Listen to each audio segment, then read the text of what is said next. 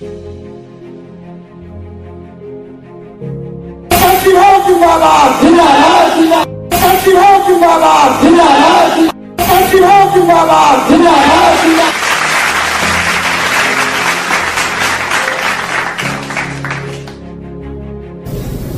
साहब अम्बेडकर को मानने वाले देश के चारों पांचों कोनों में 4-5 जातियां हैं। वो जातियां बाबा साहब अम्बेडकर को क्यों मान रही हैं? मद्रास का परिया बड़ी जाति है शेड्यूल कास्ट की, वो बाबा साहब को क्यों मान रही है?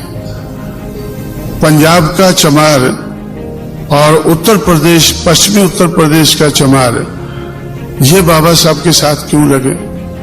और बंगाल के चंडाल बाबा साहब के साथ क्यों लगे? क्योंकि बाबा साहब अम्बेडकर के सुनने से पहले वो लोग मनुवादी समाज व्यवस्था के खिलाफ संघर्ष कर रहे थे। जो लोग अपने बलबूते पर अपने अपने एरिया में इस देश की मनुवादी समाज व्यवस्था के खिलाफ संघर्ष कर रहे थे, तो उन लोगों को ज्यादा देर नहीं लगी बाबा साहब अम्बेडकर को अपनाने में। पंजाब के चमार, पश्चिमी उत्तर प्रदेश के चमार और बंगाल के चंडाल और मद्रास के चारों तरफ के एरिया के परिया, ये लोग अपने अपने क्षेत्र में मनुवाद के खिलाफ संघर्ष कर रहे थे। संघर्ष क्यों कर रहे थे? क्योंकि सबसे ज्यादा अन्याय इन लोगों के साथ हुआ था। सबसे ज्यादा अन्याय और महाराष्ट्र के महार, मैं महाराष्ट्र भूल ही जाता हूं, बोलना तो नहीं चाहिए, तो इसलिए महाराष्ट्र के महार बाबा साहब अम्बेडकर की देखरेख में संघर्ष कर रहे थे। पंजाब का चमार मंगूराम की देखरेख में ब्राह्मणवाद के, मनुवाद के खिलाफ संघर्ष कर रहा था। और उत्तर प्रदेश के जाटव, जो चमार अपने आप को जाटव कहते हैं। दूसरी एक बात और आपको सुनकर अचंभा होगा, जैसे एक मिस्टर चिटनी से जो बाबा साहब के साथ रहते थे, उन चिटनीस को बड़ा अचंभा हुआ जब मैंने उनसे कहा कि भाई पंजाब में इतनी आबादी चमारों की है, उत्तर प्रदेश में इतनी है ये, तो वो रिकॉर्ड देखने लग गए।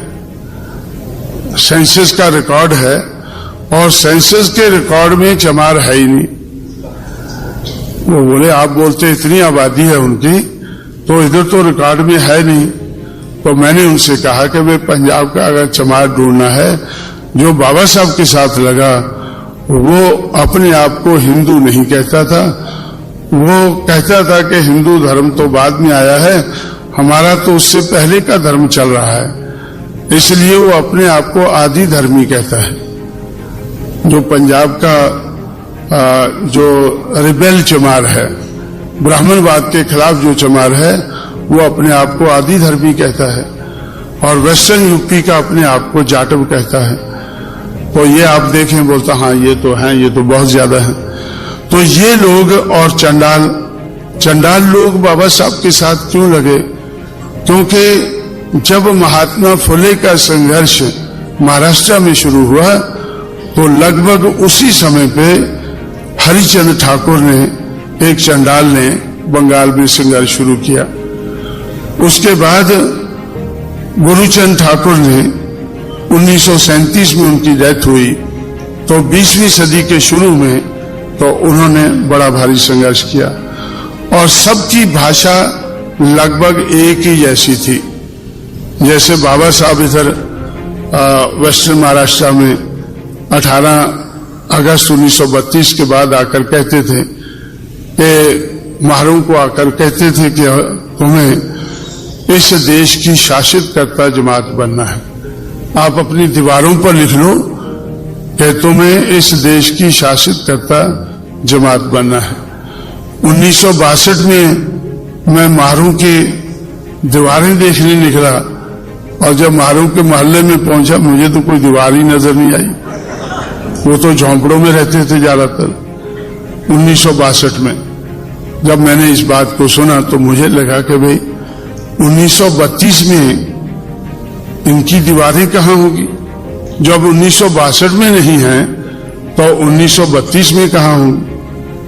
लेकिन फिर भी बाबा साहब अम्बेडकर ने उनको कहा कि जाओ अपनी दीवारों पर लिख लो कि हमें इस देश की शासित कर्ता जमात बनना है, और इसके लिए प्रबंध मैंने किया है। बराबरी के वोट का अधिकार मैं आपके लिए लाया हूं, और 18 अगस्त 1932 को आपको बराबरी के वोट का अधिकार मिला है।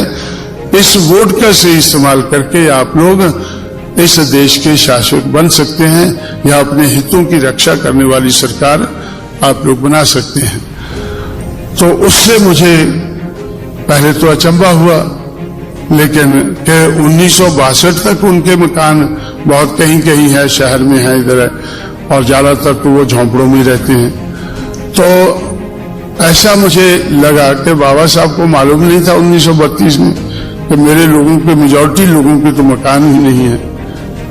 और 1962 में जब मैं पूना में अपने दफ्तर में जाता था शाम को, तो मुझे सड़कों पर चिल्लाते हुए बच्चे नजर आते थे, सुनाई पड़ते थे, आई भागड़ी, माँ रोटी कहते हुए।